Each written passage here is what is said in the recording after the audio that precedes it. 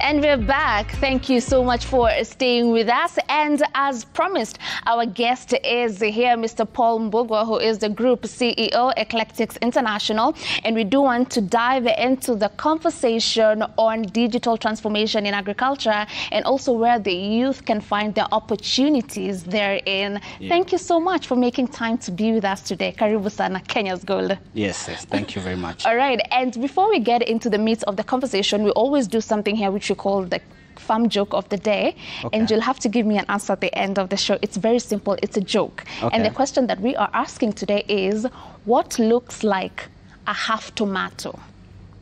Okay. All right? So think about it. At the end of the show, you'll give me an answer.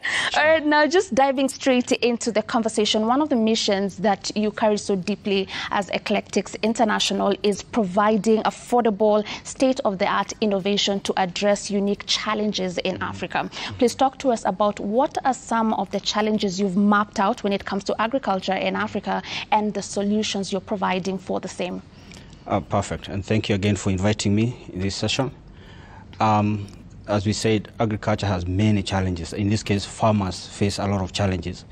And the common ones that are known is things like capital, things like, skilled labor, things like, technology, inputs, which you call farm inputs, the climate change, obviously, a lot of things are happening, and the list is quite big. But to address that, it's not a single institution that can be able to address, because we have banks possibly can address the financial sector. Right. And they can be able to offer maybe credit. But that stops at that. And now someone else has to take the role of ensuring that the education or the manpower is skilled. Because you have heard about, we have an aging farmer.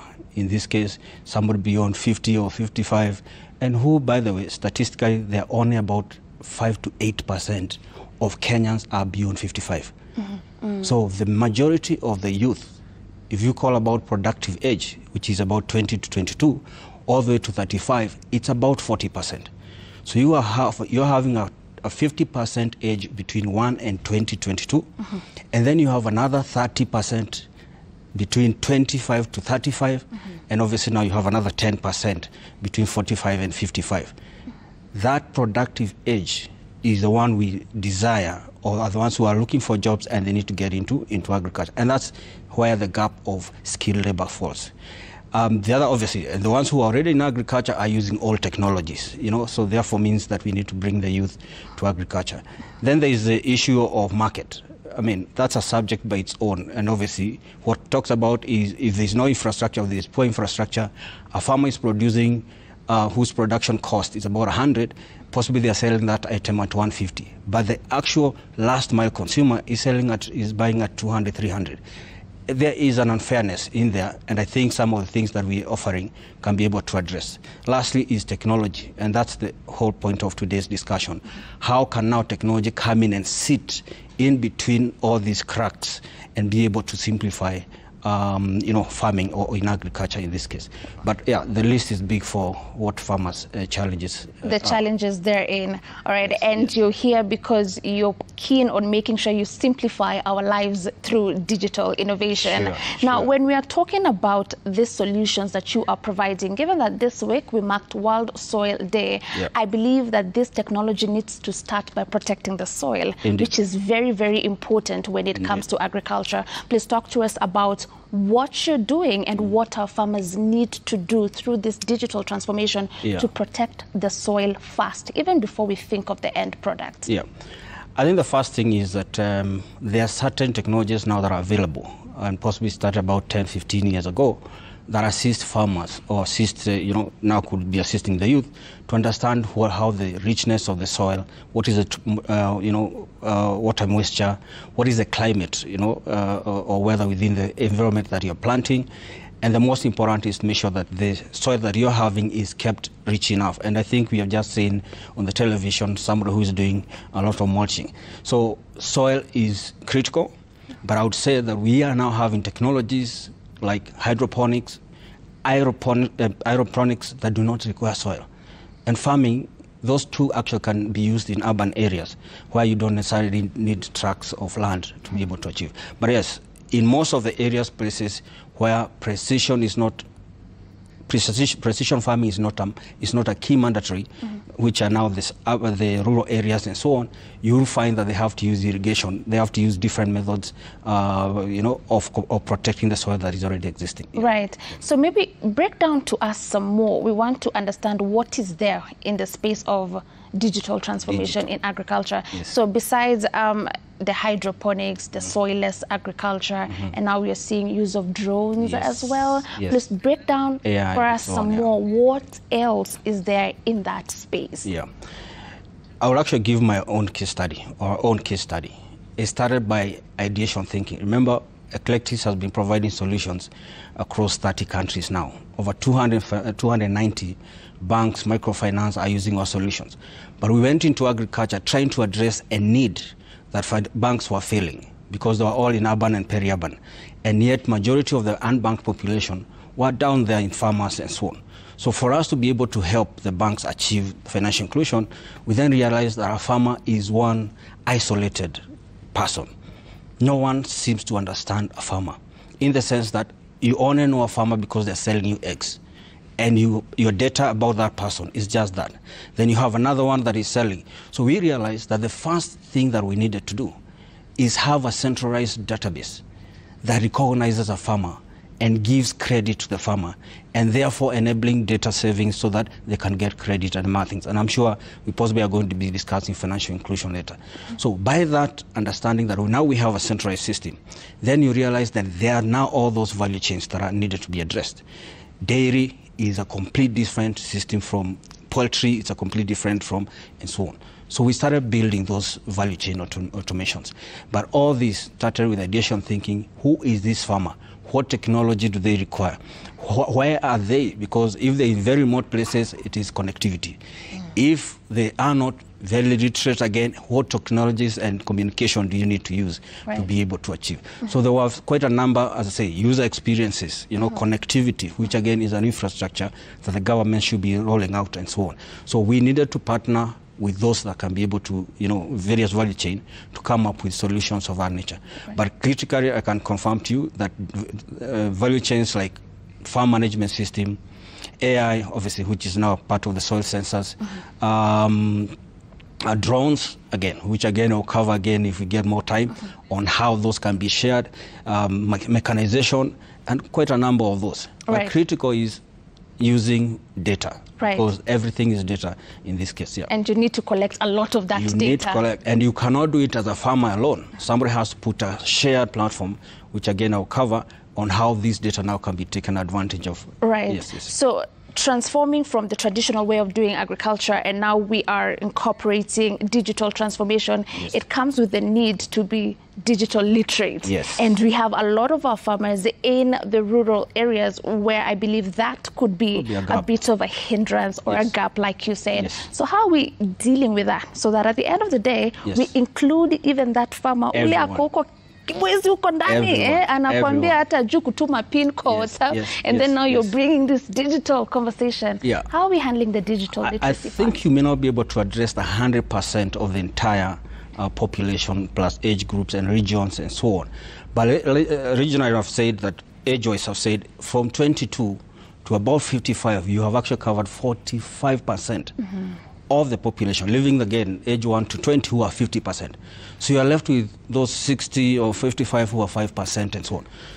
So the question is, do you focus on the 5 or do you focus on the 45 that are addressing jobs and many other things?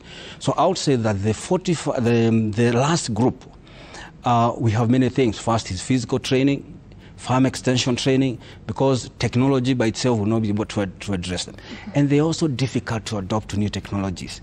So we focus on the future, which is this group I'm talking about, but take into account the last group by having institutions, physical training, farm extensions, youth going and educating and practically demonstrating those kind of things. So it is us to determine at what point do you want to bring technology, and would you want to delay technology because of that last group, or do you now bring technology that even the 1 to 20 years who are 50% can easily inherit through that, because smartphones are critical. That last group, you would want to tell them, use a video But again, a smartphone is not available.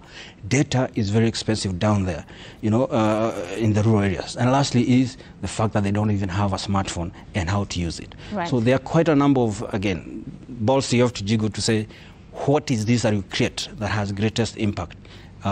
Just to address the 7 to 8 SDGs, right, which is poverty, hunger, equality, and so on. And right. So on. Yeah. So if we focus on the young people who are the biggest percentage here, so far, how is the adoption of the digital transformation in technology so far in this group of people? I would say first start with infrastructure. I would say Kenya is very advanced when it comes into what is the internet interoperability for internet. You'll find that penetration level is almost 80 to 90%. Mobile penetration or smartphone penetration will be almost 90 plus. That infrastructure by itself and riding now on solutions that I've just mentioned makes it very easy. But you have to appreciate that cost is an issue. So we have to develop solutions that they can be able to download data other than remaining online for much longer.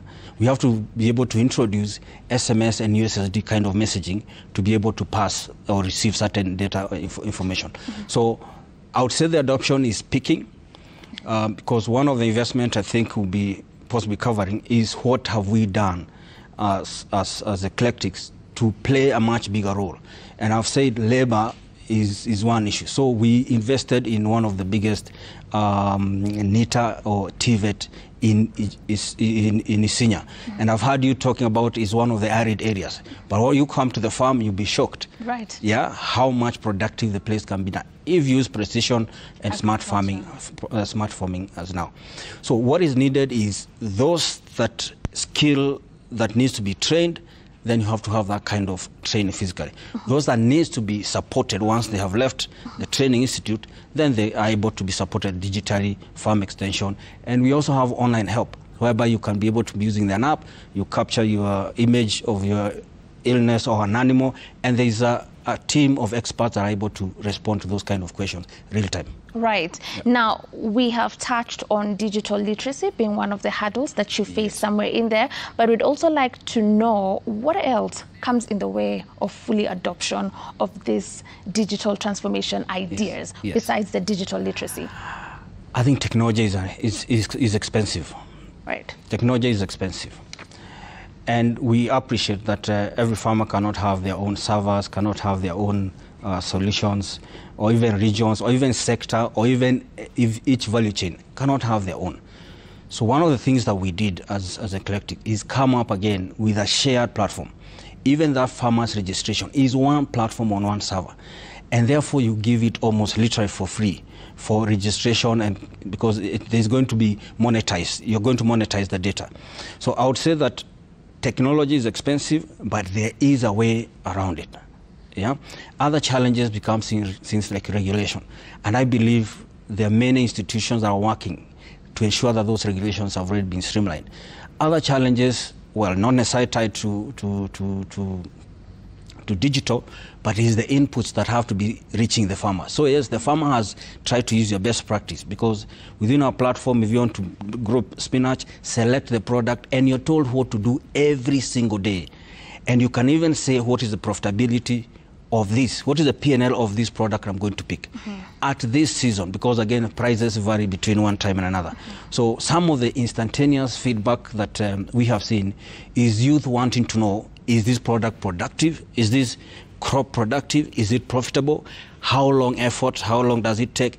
And at what season? If I pick it now, will I be able to reap best? So all that data that exists is helping give insights and give farmers insight to be able to address those needs. Yeah. Right. Yeah. So now, in the value chain of agriculture, from the farmer, people in the nursery, seed propagators, at the very end there's the consumer who also needs to be considered in all of this. And we'd like for you to break down to us how this digital innovation is also beneficial to the consumer. And I'll tell you one thing, right now we do have a lot of consumers who have lost trust in what is being grown in the farms.